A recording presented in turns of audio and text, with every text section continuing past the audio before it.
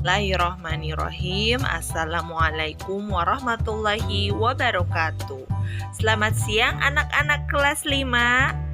Apa kabar? Mudah-mudahan selalu dalam lindungan Allah Subhanahu wa ta'ala.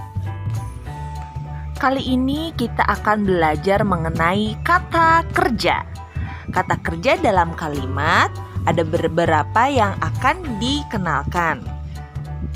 Yang pertama adalah maraban. Maraban artinya memberi makan. Asah artinya mengasah. Mimpin artinya memimpin. Sasapu artinya menyapu. Ngesian artinya mengisi. Ngulup artinya merebus. Ngangon artinya menggembala. Bisa menggembala domba atau sapi atau hewan ternak lainnya. Nyeseh artinya mencuci.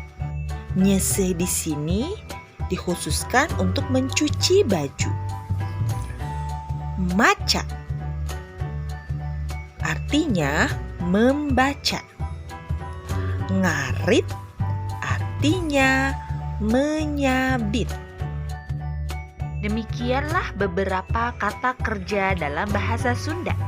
Kamu bisa mencari lagi beberapa atau banyak sekali kata kerja dalam bahasa Sunda.